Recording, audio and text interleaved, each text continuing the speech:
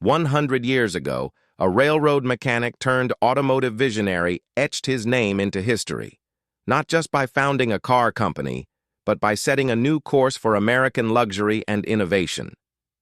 Walter P. Chrysler didn't just build cars, he built icons. From day one, Chrysler stood apart. They weren't just about transportation, they were about aspiration, about elegance without arrogance, technology without gimmicks, power with poise. And now, in 2025, the company marks a full century of bold designs, fearless experiments, and family-hauling fame. To celebrate, Chrysler pulled out all the stops. They invited their greatest hits, concept cars, performance legends, and cultural time capsules back to Belle Isle, Detroit, just steps from where the brand was born. This wasn't a museum tour. This was a living, rolling tribute to American style and spirit. We're not just looking. We're driving. We're getting behind the wheel of Chrysler's wildest creations. From the futuristic turbine car to the sleeper hit 300 SRT8. We'll ride shotgun in wood-paneled K-car wagons, soak in the chrome-drenched town and country, and even relive childhood memories inside a 90s minivan. This is more than nostalgia. It's a century of automotive evolution. A timeline of taste. A reminder that innovation isn't just about what's next. It's about where you've been. Buckle up. This is Chrysler's 100th anniversary celebration, a century of American automotive history, and maybe a glimpse at what's coming next. 1924. Chrysler 6 B70 prototype. Imagine stepping into a time machine and rolling back a full century. That's exactly what it felt like getting up close with the 1924 Chrysler 6 B70 prototype, one of the most important vehicles in Chrysler's history. This wasn't just any old car on display. This was Walter P. Chrysler's personal ride, one of only 5 original prototypes ever built, and it helped launch a brand that would become a titan in American motoring. Now, let's put things in perspective. Back in 1924, most American cars were clunky, underpowered, and built more for farm roads than highways. But Walter had a vision for something better, something faster, smarter, and more refined. Enter the Chrysler 6 B70. The 6 stood for its straight-six engine, and the B70 referred to its top speed, an astonishing 70 miles per hour in an era when most cars struggled to hit 50. With 68 horsepower and a 3-speed transmission, with a dogleg shift pattern, this machine was cutting edge for its time. And it wasn't just about power. The B70 was packed with innovations, like 4-wheel hydraulic brakes, which were unheard of for the average car in the mid-1920s. It also came with full-pressure lubrication and aluminum pistons, 2 features that gave it a serious edge over the competition. This was Chrysler's first swing, and it knocked it out of the park. Almost overnight, Chrysler positioned itself as the premium, forward-thinking alternative to Ford and Chevrolet. During the celebration at Belle Isle, this historic prototype didn't just sit behind velvet ropes. It was brought out onto the A road, rolling on the same pavement where modern Hellcats and Pacificas cruise today. While we didn't get to take the wheel ourselves, this car is simply too rare and valuable, we did get a ride. And let me tell you, it was like riding in a rolling time capsule. The long, graceful fenders, the upright windshield, the cavernous back seat, every detail whispered of a bygone era. But that straight 6 still pulled strong off the line, reminding us this wasn't just a relic, it was a performer in its day.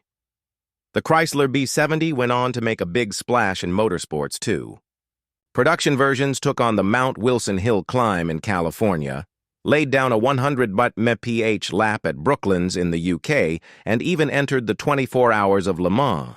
Not bad for a company's debut car, right? What stands out about the B70 isn't just its design or performance. It's the tone it set for everything Chrysler would go on to build. From day one, this company was about taking bold steps, introducing real innovation, and combining style with substance. The B70 was never about just building a car. It was about building a legacy. And now, 100 years later, that legacy is still rolling. 1934 Chrysler Airflow. Now let's talk about one of the boldest, most misunderstood cars in Chrysler's 100-year history, the 1934 Chrysler Airflow. This machine was way ahead of its time. It didn't just break the mold, it melted it, reshaped it, and tossed the pieces into the wind tunnel. Back in the early 1930s, cars were still built like stagecoaches, tall, boxy, and wind-resistant. But Chrysler, in collaboration with aviation legend Orville Wright, had a different idea. They wanted to build a car shaped by science, not just style, so they hit the wind tunnel, literally. The result? The airflow. From the moment it hit the road, the airflow looked like it came from another planet. It had a teardrop profile with smoothed-out fenders, an integrated grille, and a cab-forward design that pushed the engine further over the front axle, unlocking more interior room and a lower center of gravity. It was the first American production car designed with aerodynamics in mind, and that sleek design reduced wind resistance dramatically. But here's the twist. The public wasn't ready. Buyers in the 30s were used to upright radiators, running boards, and exposed fenders. The airflow's smooth lines and futuristic curves were just too much too soon. Sales tanked, and Chrysler quickly pivoted back to more traditional designs. But while the market may have rejected the airflow, history has vindicated it. Because under that controversial skin, the airflow was packed with innovation. It had unibody construction, which made it lighter, stronger, and safer than its competitors. It was quieter. It rode better. It even survived a famous publicity stunt where Chrysler pushed one off a cliff, drove it away, and then sent it across the country. Fast forward to the 100th anniversary celebration, and seeing the airflow in person, you finally understand it. What once seemed odd is now elegant. It's a rolling piece of industrial art, and you can see its DNA in everything, from post-war fastbacks to today's wind-cheating EVs. Riding in the airflow is surreal. It's big, roomy, and built like a bank vault, yet it floats over the pavement. The engine hums quietly, the steering is soft, and you get the distinct impression that this car was made for long, smooth drives down wide American highways. Before, those highways even existed, and that's the magic of the airflow. It wasn't built for the world of 1934. It was built for the world that came after. 48. Chrysler Town & Country to 1958 Chrysler 300D. This was Chrysler's magnificent golden era, a time when the brand defined American luxury, style, and a new kind of performance. Riding in these cars today is a lesson in what it meant to arrive in style during the optimistic post-war boom. The journey begins with the 1948 Chrysler Town & Country. More than just a car, this Woody was a rolling piece of furniture and an undeniable status symbol. Unlike later wagons that used faux wood decals, the Town & Country featured a body framed with genuine white ash, expertly joined and varnished like a fine yacht. It was the chariot of the country club set, evoking images of scenic drives to a summer home on the coast. Its ride is exceptionally soft, a cushioned and gentle experience that feels like floating over the road on a cloud of post-war prosperity. As the 1950s dawned, Chrysler's focus on engineering and luxury deepened with cars like the 1951 Chrysler New Yorker. This was a vehicle that introduced drivers to the future of comfort, being one of the first cars to offer Hydra-Guide power steering, a revolutionary feature that made maneuvering the massive vehicle an effortless one-finger affair. Then, in 1955, everything changed. Chrysler unleashed the C300, the first of its legendary letter cars, and the undisputed father of the American muscle car. It was a banker's hot rod, a beautiful brute that blended high society with high performance. Under the hood, engineers stuffed a monstrous 331 cubic inch Hemi V8, tuned to produce a staggering 300 horsepower, making it the most powerful production car in America. The C300 wasn't just fast, it was a dominant force, immediately dominating the NASCAR circuit. This raw power was wrapped in the stunning new forward-look design language of Virgil Exner, which traded upright pre-war shapes for long, low, and sleek profiles. This aesthetic reached its glorious peak with cars like the 1958 Chrysler 300D. By now, the tail fins were soaring, the chrome was dazzling, and the Hemi engine had grown even more potent. Sitting inside one of these machines is an event. The intricate chrome work, the satisfying click of a bakelite switch, and the sheer artistry of the dashboard make even the most mundane task feel important. These weren't just cars. They were expressions of American confidence and technological might, setting a standard for performance and style that would echo for decades. 1963 Chrysler turbine car, a jet-powered glimpse of the future. Stepping into the 1963 Chrysler turbine car isn't just a ride-along, it's a journey into a parallel universe where the space race never ended.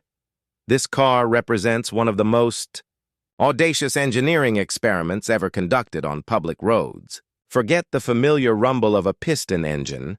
The turbine car whirs to life with the high-pitched spool-up of a jet engine.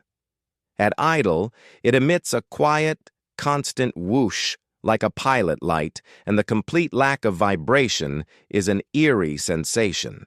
The tachometer, which redlines at an astronomical 45,000 RPM, serves as a constant reminder that something truly alien is happening under the hood. What made the turbine car project so legendary was not just the technology itself, but Chrysler's decision to share it. Through an unprecedented user program, the company loaned 50 of these bronze-colored marvels to 203 ordinary American families for several months at a time. Imagine your suburban driveway in 1964, suddenly home to a vehicle that looked and sounded like it belonged on a futuristic film set. The feedback was extraordinary. People loved the smoothness and simplicity. Perhaps its most famous trait was its omnivorous appetite. The turbine could run on almost anything combustible: diesel, kerosene, peanut oil, and, as legend has it, even tequila or Chanel No. 5 perfume. Ultimately, the program's complexity, high manufacturing costs, and mediocre fuel economy doomed it for mass production. Yet riding in it today, one feels the sheer unbridled optimism of an era when it truly felt like the future was just around the corner. 1976. Chrysler Cordoba, the velvet-voiced icon of personal luxury. In the mid-1970s, as the muscle car era faded, a new class of vehicle rose to prominence: the personal luxury coupe. And no car dominated this segment with more style and swagger than the Chrysler Cordoba. This was a machine built for cruising down Main Street on a Saturday night, its long hood and formal roofline projecting an air of affordable opulence. The imposing front end, with its quad headlights and stately grille, gave it a presence far beyond its price tag. But the Cordoba's true genius lay in its marketing. Chrysler hired actor Ricardo Montalban, whose impossibly smooth and sophisticated voice became the car's soul. In the now famous television commercials, he would extol the virtues of its soft Corinthian leather. It was a brilliant piece of branding that embedded itself in pop culture, a phrase so evocative that it hardly mattered that Corinthian leather was just a name invented by the advertising agency. To sit in the Cordoba today is to be transported back to that era. The plush seats, the opera windows, and the grumble of its 360 V8 engine create a singular experience. It was a masterclass in giving the people exactly what they wanted: a car that made them feel rich, stylish, and just a little bit famous. 1986. Chrysler LeBaron Town & Country, the K-car that saved the company. To some, the 1986 LeBaron Town And country wagon is a symbol of 80s kitsch, but to Chrysler, it was a lifeline. This car, built on the humble but revolutionary K-car platform, was one of the vehicles that pulled the company back from the brink of financial collapse under the leadership of Lee Iacocca. It was, in every sense, a savior wrapped in faux wood grain paneling. To drive it is to experience a specific flavor of American comfort that has all but vanished. The experience is defined by softness. The plush velour seats are like your favorite armchair, and the suspension is tuned to absorb every road imperfection, creating a gentle, floating ride that prioritizes relaxation above all else. This wasn't a car for carving corners. This was a car for serene, untroubled journeys to the grocery store or the country club. The digital dashboard, with its glowing green readouts, feels like a retro-futuristic artifact. While the K-car platform gets a lot of grief for its humble origins, this LeBaron town and country stands as a proud testament to Chrysler's resilience and its uncanny ability to build the exact car America needed at the exact right moment. 1996.